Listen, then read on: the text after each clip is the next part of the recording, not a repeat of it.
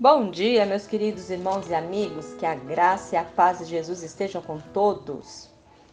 Durante esta semana nós temos estudado a lição que tem por título Descanso, Relacionamentos e Curas.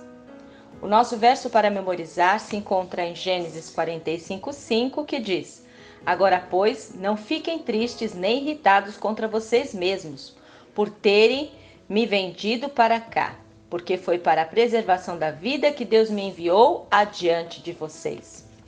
E o tópico para hoje, terça-feira, dia 10 de agosto, é perdoar e esquecer? Perdão é a disposição de abandonar o direito ao ressentimento, condenação e vingança em relação a um ofensor ou a um grupo que age injustamente.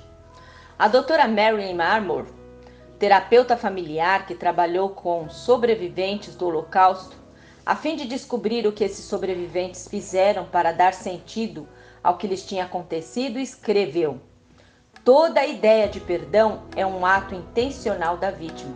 Não é algo que simplesmente acontece. Perdão não significa ausência de consequências, nem deixar o agressor continuar com os comportamentos abusivos, mas significa entregar a Deus o ressentimento e o desejo de vingança.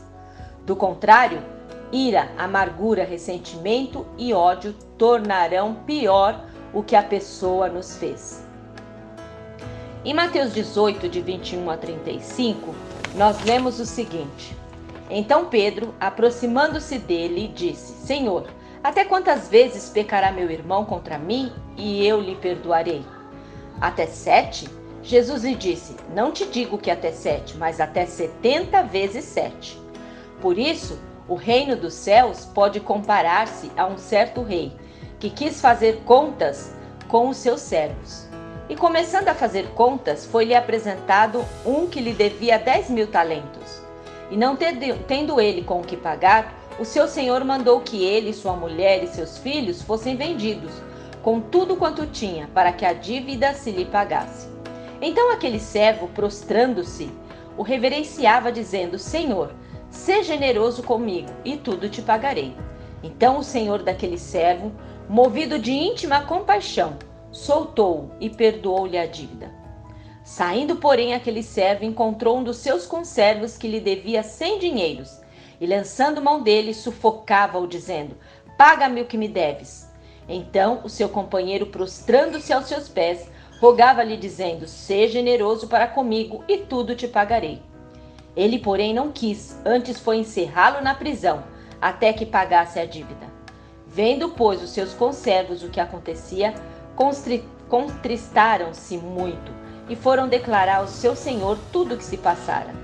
Então, o seu senhor, chamando-o à sua presença, disse-lhe: Servo malvado, perdoei-te toda aquela dívida, porque me suplicaste.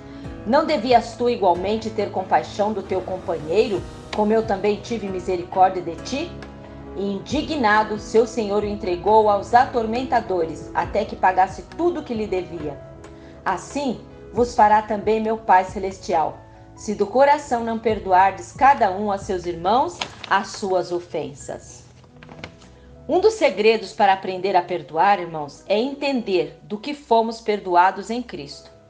Todos pecamos, não apenas contra outras pessoas, mas também contra Deus. Todo pecado é de fato cometido contra o Criador. No entanto, em Jesus podemos reivindicar o perdão completo por todos os pecados, mesmo sem merecermos, por causa da graça de Deus para conosco.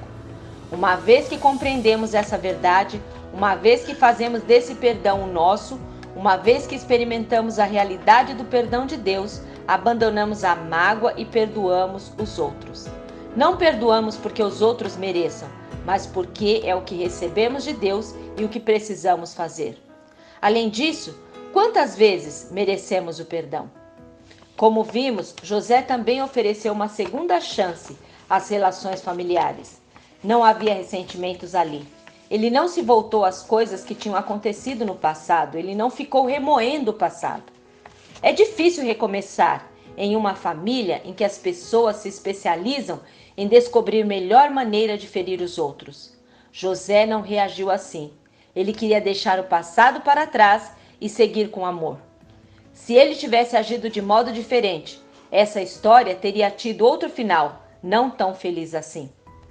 E a palavra de Deus em Romanos 4, 7, 8 diz o seguinte: bem-aventurados aqueles cujas transgressões são perdoadas e cujos pecados são cobertos. Bem-aventurados aquele a quem o Senhor jamais atribui o pecado.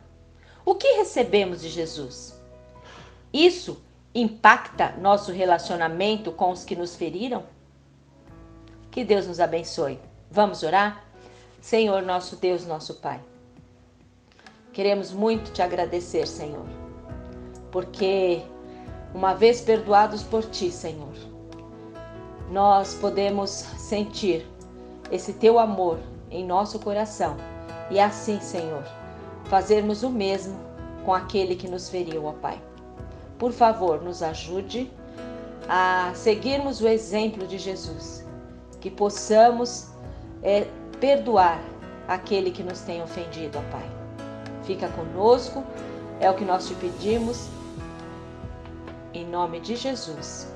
Amém.